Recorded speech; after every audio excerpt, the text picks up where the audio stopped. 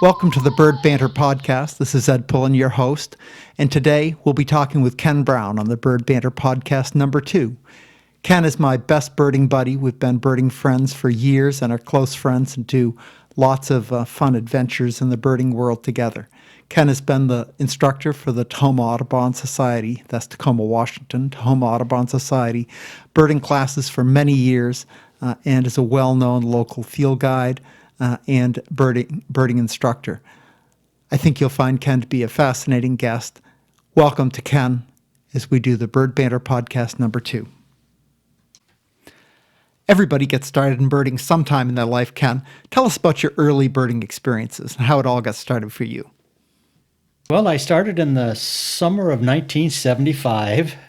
I was down in Monmouth, Oregon, and I think I used to go backpacking all the time, and I was fishing outdoors all the time. And when I was backpacking, I heard woodpeckers pecking on trees, drumming away, and I thought, Cool. Boy, it sure would be fun if I knew what those were. It'd add a lot to my backpacking trip. I'd Good thought. be able to explore and get a little more acquainted with the natural world. So I think I got a little pair of binoculars, just a cheap pair, and I started taking little walks. And one of the first birds I saw was a white-crowned sparrow. And I don't think I even knew what it was at the time. I didn't have a bird guide. Sure. But it had its head feathers on the crown erected, and they were just sparkling white. I think it just taken a bath. Sure. And I looked at that and I thought, oh my God, you mean birds aren't all brown? Really? Gray? So that kind of got me excited. I started, watching around the house. I set up a feeder in the yard, and I found a couple of neat birds right off the bat.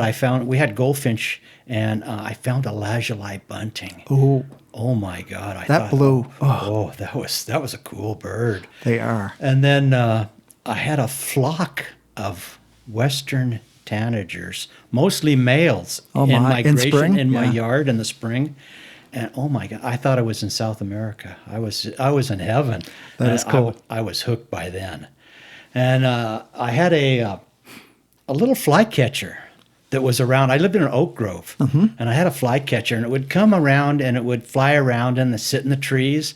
And I followed that thing around for weeks. So you had a bird guide by now. You got yourself a guide. I got 2 little bird guides. I got them from Portland. They were just little pamphlets. Oh, they weren't even like the Golden Guide or anything. It wasn't a Golden Guide. It was just little pamphlets like, Birds of Portland or Birds of Oregon. Sure. So it was just a little beginning thing. But they had, most of the birds I was looking at. So I followed this bird around for weeks. And I was, is it a flycatcher? Is it an impidinax? I didn't know what an impidinax was there, but is it one of those with the wing bars and the eye ring? Yeah. Or is it a peewee? Yeah, I feel like sometimes we still have those thoughts when we see that. Hopefully, if they're singing, we can get a little better idea. Yeah. I had no idea about voice identification. I was trying to identify it on, field marks. Sure. And I don't know if I ever really did identify it, but I followed it around for weeks anyway. So that was basically how I got started. Sure. And then I went on a couple trips with Corvallis Audubon. Okay. The first one was just a little close-in trip. I can remember seeing golden crowned kinglets and chickadees and that kind of stuff. And then I went on a big bus trip, and it was full. It must have been 60, 70 people. I don't know how many, but it was big yellow school bus, and we went over to Malheur. That's a long ways from Corvallis. But before we got, I'd never been on any big trip like this. I didn't know what to expect. First time around a bunch of birders. I didn't know any birds. I knew 4 or 5 birds, towhees that came to my feeders, song sparrow. And they said, well, we're going to go out to William Finley here, and there's a Louisiana heron. Now, for those of you who are new birders, Louisiana heron is what we used to call tricolored heron. Sure. So we go out to William Henry and we start cruising the roads, and all of a sudden they stop and everybody gets out. They set up a few scopes, and sure enough, they've got it sitting in a tree. Well, to me, it looks like a great blue heron. It's way off in the distance. Sure. And they say, well, look at that white belly. Look at that white belly. So that was my first rare bird. I didn't really, I didn't identify. It wasn't really countable for me, but I kind of seeing what they were, what they were Got doing. the idea. Some what of was these guys going are pretty on. hot shit. Yeah. So then we head for Malheur. We get over there, and I don't know how many birds they got on the trip. They must have been, over 100. That's a lot of birds out there. We didn't get ibis. I remember that, but the birds I can remember are like western kingbird and turkey vultures, and I think my first gray flycatcher went out in the sagebrush and got that. But the thing that was really fun on the way home, they stopped in Sisters, and they cruised the back roads. For pinion jay. No, not pinion jay. Not at that time. I don't know if pinions were being seen then. Okay. I think that's a little later. But for a green-tailed towhee. Oh. And all of a sudden, the bus stops. I had no idea what a green-tailed towhee was. The bus stops, and these people start jumping off the bus. And I mean this. It takes 5 minutes to debark. And people are running out through the woods in little sorties, little groups heading out through the woods. And I get off. I don't know what I'm doing. I just head out through the woods, just following through. And you'd come up on a little group, and you'd go, "You seen it? Did you see it?" No, they're out there further. So I'd go a little further. Finally got out to, 300 or 400 yards off the road, and the guys are starting to come back. And they say, "Well, it flew off." I'm going, man, this is pretty exciting stuff. Really, yeah. So that was my pretty much my Corvallis Audubon and Monmouth birding adventures, and then we moved up here in September. Right. Oh, just this first year. So you're down there just a few months. 1975. So I was just boom, boom, boom. Yeah. I got up here, and I can remember going down to 6th Avenue. We lived on 8th in North End. Now we're in Tacoma. Ken's talking about, yeah. And I walked down, and there was a payphone down there. And I called Tahoma Audubon. Right. Started my membership, and it wasn't long before I was looking at a towhee, which is our different local towhee newsletter. Oh, a towhee. Yes. Oh, you're right. And a different towhee than the green-tailed one you didn't see. Yeah. So I got into the Tahoma Audubon and got pretty active. I started going on field trips. And it wasn't long before they asked me if I would like to be on the field trip committee. And I said, well, geez, I don't hardly know birds. I don't know anything. I just knew in Washington. Sure. They said, well, come on. You look like an able boy. So, and there were 4 or 5 of us on the committee, and we'd meet every 3 months. And that's really where I first met Georgia Ramsey. She was on the committee with the head of the president or the leader of the committee was Wally Wilkins. And Georgia was a big mentor for you, wasn't she? Georgia was a very big mentor. I started off with a relationship with her, and then I met Bob, and I traveled all over with them and saw a lot of cool birds. Yeah, I know. You just seemed like everywhere I go, you tell me, yeah, Bob and Georgia were here with me, or I was here with Georgia 35 years ago or something. Well, I used to have fun with them. When we'd go somewhere here in Washington, I would ask them wherever we were at, have you been here before? Have you been on this road before? Right. And I can't remember one time that they hadn't. That they said they hadn't been on the road. And this could be, middle of nowhere. A 2-track out in the middle of nowhere. Yeah, we've been here. They could tell you the details of what they saw. Yeah. So they were wonderful mentors. They knew Washington completely inside out. They knew where to chase, what to, and that's. Yeah, I got to know Bob and Georgia pretty well with you in those, not in the early days, but in the later days. And Georgia had the ear. Oh, she knew every bird song. Did. And Bob, he was colorblind and deaf. And about as good a birder as you could get. He had to see every bird, and he just behavior and silhouette. Sure, knew what to look for. But I think it was green brown. Is that what goes together? Red, colorblind. Red, brown. green. Red, green. Yeah. Yeah, he was colorblind. So.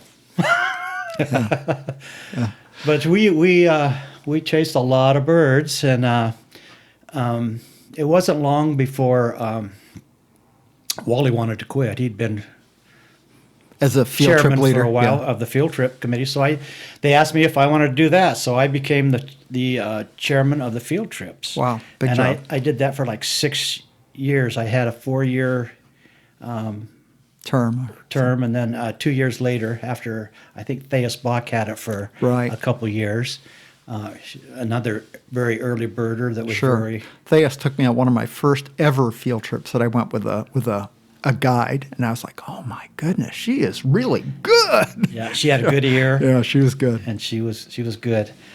So became the field trip chairman and all that entails. So that was, I'd go on every field trip. I felt like if I'm going to be the chairman of the field trip, I'm going to have to go on the field trip and support people, because Sure. some of the people Hardly anyone that went were on leading some the of them, trips, they didn't know their birds all that well, but they knew the area. So we were going to new areas. We Sure. had maybe, I think at that time we were running 70, 80, 90 trips a year. Oh my goodness. So I mean, we were busy. I mean, we had midweek trips. We Yeah. had in the summertime when the birds were here, and we had 4-day trips. Bob was a kingpin at putting together 4-day trips. He put some big trips together. That was He his went out of specialty. state a few, didn't he? He did what? Did some out of state trips, didn't he? Yeah, we did some out of state trips. I think I went 3 or 4 places.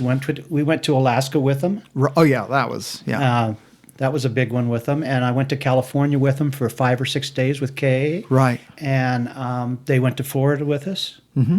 So we went on that several was a big story in trips. itself. Yeah. One of the most fun ones that we did, we flew into Boise and looked for the Siberian Excenter Oh, you flew to Boise. that was up there. Uh-huh. And then on the way back, we stopped at this little feeder operation. We got black rosy finches, black-capped, Black-capped. Wow. and our own Hepburns. So we Sure. had 3 different rosy finches there at this Yeah, feeder. very nice. So that was a really fun trip. Yeah, I bet. Good for you. So you birded with them a lot. Were there any other people who are important to you during your formative years, I guess, as a birder? Well, I had interactions with the different leaders, but I think mostly it was with Bob and George. I mean, Yeah. they would. We had the telephone tree back then. We didn't have No eBird, eBird, not even tweeters. no tweeters. We had like They had the hotline, but that we was had a week late. Seattle hotline, and that would be like a week. Once a week, they would Right. put the rare birds on. So you had a phone tree, and if something was seen by the hot birders around the state, it would filter through the phone tree. And I was like third hand or so. Sure. Eventually, I would hear about. Georgia would call me and say, "You want to go chase this?" And so we'd go after something. Yeah. But it was mostly with them. Yeah. Okay. Cool. So when did you start teaching the class?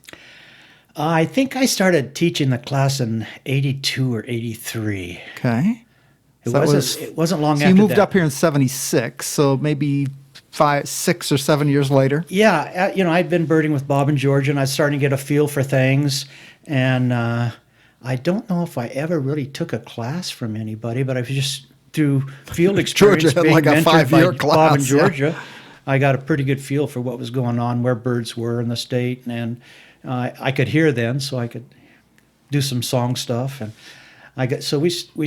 they prodded me into it. I think George and Bob prodded me into it, and we started off. And Yeah. Was the class like a smash hit from the very beginning, or did you grow your it was crazy. Group over time? It was crazy. I can remember some classes where we had over 30 people in them. Oh my goodness! 30 people, and I mean on the field You trip. didn't limit them at the beginning? I didn't limit them. Oh my gosh! I'd let them in, especially in the spring class. Everybody wanted to be in the spring class. Sure. Fall class, It's getting going cold into by winter, then. who cares? But everybody's enthused in the spring. Sure. So, I didn't limit them. And Oh, my we had gosh. classes of 25, 30, I think one time 32, 34 people. Wow, that's a big field trip. I can remember one field trip. We went over to Columbia National Wildlife over near Yeah. Othello. Right? And I think we had 7, 8, 9 cars. And it was unbelievable. We camped on top. Yeah. We used to I went on one of those. camp on Canal Lake there. Yeah. We camped on that little hill. And I mean, we had every little... It was unbelievable. Yeah. They had really good place for terns. And I went on one of those trips. I remember the badger we had there that year? Yeah. That We was had really that cool. badger out there. That was very cool. I think Melissa found that. Yeah, this could be. I went on an early one, and we had a grasshopper sparrow out there we were looking for, and we stumbled on that badger. That was so Yeah, cool. that was cool. That was cool. And then in the class, you kind of morphed from what you called an intermediate class to an advanced class after a while. I'm not sure it was all that much different. Did you feel like that was a very different class, or? Well, I started off in the very beginning. I wanted to be very systematic. I wanted to do a lot of research. We used to have, Georgia took Dennis Paulson's Seattle Right. classes. And I think he would hand out a little, not a booklet, but kind of a little Syllabus set sort of of thing. papers that had like the old bar graphs that we have Oh, now on right. eBird. Yeah, yeah. And he would have early dates and when the birds were here in Washington. Right. So I went through that, and I wanted to get early dates. I remember all of Departure those dates. details when I took the And class I from was you. very detail oriented. I wanted to give people some real strong, concrete things that they could really Sure. grab onto. We talked about, where the birds were found in the state, and then what niche they were in, and we would talk about their songs and their calls, and we'd really work on. Yeah, I remember really taking a learning class birds. several times from you, and it was like, I learned so much. Oh, my goodness. I tried to keep it really, It was really focused. tight. Yeah, I was focused. We had a lot of fun in the field, and I think that's why everybody wanted to take Sure, it. Go to sure. field trips, but I tried to stay in the class, especially. I tried to stay pretty much on point. So, Yeah, it was intense. but as we went on, it started off like it was. I just called it beginning. I didn't really, think about advanced birding or anything like that. Sure. I just thought we'll just start with beginning, and then we kind of went to intermediate birding for a while, and then we got into the 90s, the 95 and after, and it seemed like a lot of the same people were taking the class year after year. Yeah. And so I thought, well, gosh, these people are coming to the same class every year, and they're just doing it for the field trips. But we got to have some more subject matter. We got to get into something a little different. Yeah. So we tried to go on some different avenues. And I remember when you got into a molt, really big. yeah, I got Howell's book and got into it the first couple times. I stuttered through it, didn't know it very well. But after I tried to make it, really technical. And after a while, I just realized it's got to be very simple. It's got to just be, easy to grasp. And we got to a point where I think we got through it pretty well. I mean, it was fun. I was all over that. I just loved those classes. I had no idea we'd ever get into anything like molt when we started. Just crazy. And you've just had this love affair with gulls for years and years. Well, yeah, not real strong to begin with, but yeah, I always had an interest in identifying gulls. We'd go over the coast, and I was looking for that clear eye on the herring gulls, and I was looking at the westerns and looking at their eyes and seeing the different shades. I was interested, yeah, but when his gull book came out, it put me over the top. Yeah. We always laugh when we're on field trips with Ken. We come across a flock of gulls, and about 2/3 of the group will kind of wander off to the back and start having a little party, and a few of us will look at the gulls. Yeah, I could hear the murmurs. Here we go again. Another 2 hours gone. Yeah, really, that and shorebirds. Yeah, Yeah, shorebirds. Gray and white ones, or brown ones. Those are the choices. Yeah, I always loved shorebirds. Yeah. Here in the Pacific Northwest, you have to. We've gone on some pretty cool trips together too. Yeah, we have. I think the first trip we took was that Southeast California trip. I think we went to Alaska first, 93. I think that was. You're right. Alaska was before I think that, Alaska, wasn't it? we went up there. Well, that was five or six of us. It was really 7. your trip, but it was an interesting dynamic with Bob kind of being the co-pilot and sort of leading the trip, and you sort of leading the trip. It was really fun. That was Bob and George's effort to again prod me along and lead me along, and I learned how to lead field trips from them. I'd go on the 4-day trips, and I'd see how it was done. And this was Bob and George's attempt to get me to branch out a little, Get out of the state. And they practically set the whole thing up for me. Yeah, they were They great. wanted me to. They wanted you to lead the trip. Yeah. So. One of my favorite memories of that. Bob remembered every rock and tree and branch on a road he hadn't seen in 30 years. I mean, he was like an encyclopedia. He was. We were driving back from, what was the northern road in out of Nome? Up to Cougar Rock? Yeah, was that the one we went? The North Road was when we went out looking for the red-legged kittiwake, and that we're driving back on that road. I think it was on that road. I think that's out to Safety Lagoon, isn't it? I don't know. Anyway, we're driving along this road, and we're looking for snow bunting and breeding plumage. And you and I see a snow bunting. And there it is. And Bob says, nope, it's not going to be here. It's going to be down a half a mile down the road. We're like, but we just saw it. Nope, it's going to be half a mile. So we drive half a mile down the road, pull off, and we look for a snow bunting, and we can't find a snow bunting. Finally, you and I go storming back a half a mile through the brambles to find the one we saw about a half a mile back. Oh, well, there was one there. Bob had an idea of what he was going to see, and there was not negotiable. He knew exactly where to look, and he was right 90% of the time. But golly, well, like the Limpkin in Florida. Oh, that was a crazy story. Yeah. That was a crazy. You could probably tell that one better. Yeah, than we're me, at but. the in the Everglades, and it's about the fifth or sixth day of a trip. We've been out to the Dry Tortugas, and Bob and Giorgio, they were getting old by then. He had a little dementia, and he was getting old. It was that last trip they took with us, and he was sleeping in the middle seat of the van.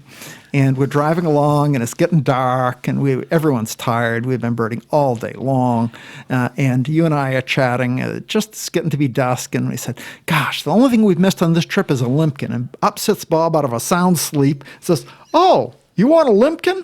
I'd turn off that road about a half a mile back." We look at each other, and everyone's like, "Oh, God, I want to go to the hotel." And you and I just pull a Yui right there, and we head back. Bob says, "Take a left here." We drive down, and we see a limpkin about a half mile down the road, taking off in the headlights of the car. Flies right up out of it, lands on a branch. We all get out and do a dance. It was the craziest thing. Everybody forgot about going in and being late to the motel and not having any dinner. Yeah. Oh, dinner? You want dinner? A limpkin. And that was like where that came from, out of the recesses of his memory, out of his sleep. But that was Bob, though. He was encyclopedic. He had a memory that was like a steel door. Some of the memory was, it was older memory by that stage, but he was something. He was still pretty steel trappy. He was something. He did the flowers. He did the trees. Mushrooms. He did a guide for puffballs. I heard that. And the birds. He was amazing person. Yeah, he was pretty much an unbelievable naturalist. Yeah. So you taught for TAS for a long time, and then your class kind of turned into our birding club. That was kind of a story in itself. It turned out the same people were taking your class over and over and over and over, and your first trick to get that off was to you couldn't sign up for the class until a week had gone by, and give new people a chance to sign up, and then the week would go by, and by 5 minutes after 8 on the next day, the same people would have all signed up for the class again. And you'd get 4 or 5 new people, but it got kind of crazy, and we decided we should. I think you and I kind of together decided that we should have a club. Well, was it Kay? I think I had the idea because I wanted to get the regulars out of the class and give new people a chance, because the class was filling up in 10 minutes on the first day it opened. So I think you and myself and Roland Nelson and Ryan Weiss, we went over to the what was that place up by Claylock? Ruby Beach, I think it was called. Oh, that's right. I remember that. We were sitting on the beach looking for Manx Shearwater. Looking for Manx Shearwater. And I said, "Hey, what do you guys think about maybe starting a club?" And everybody goes, "Hey, that's a great idea. Let's do it." So ABC was born. Yeah. We divided the tasks. You were the mentor and overall, technical brains behind the thing. And I set up a website, and Kay got the speakers together, and Diane was the general secretary, and we put a club together. Yeah, we did. It's been good. It's been very good. It's fun. We go on field trips, and we have guest speakers. We have a Gave me an wonderful excuse to speaker get you over tonight. here today. Our meeting is after this tonight. So it's been very good. Now, what are we going on? 3 or 4 years? 3 or 4 years, yeah. So, Who's the speaker tonight? I can't even remember. his name is Sergio Siepke. Oh, And he's a hawk specialist. He leads That's tours right. all over the continent. wow. So it should be and a lot of fun. How do you end up in our area? I forget the story. I think it looks like he's based in Nebraska. He's originally from Argentina, Oh, okay. but he does tours all over, and he's up here with Bud. Oh, that's doing right. A Falcon Research Group. Bud Anderson is the And Falcon guy. He's doing a talk for Bud, and I think he's talking for Seattle Audubon also. But he's got a tour here, 8 or 10 day tour, doing Washington, Eastern Washington, I think, in British Columbia. Right. Looking for hawks. Perfect. So Yeah, I'm excited about that. It should be a good we talk looked tonight. into that. Yeah. Mike Walker knows him. Oh, He's okay. gone on one of his trips. So I that's think. how he had the And he was contact. our in. Beautiful. Always it helps to have a village, things like that. Good. But Good. it does. So, Ken, I'm going to ask you just a few general sort of questions, okay? If you had to say, what's your favorite ABA spot of all the ABA areas you've been to, American Birding Association region, what would be your number one spot? Ooh, that is a tough one. We've been to some good ones. Yeah, we've had fun in Florida. We've had fun in Arizona. We've been to Alaska. We've been to California a Texas. couple times. We've been over and did Montana and North Dakota. That was a wonderful That was really trip. cool. But I think so far my favorite place is Point Pelee. Yeah.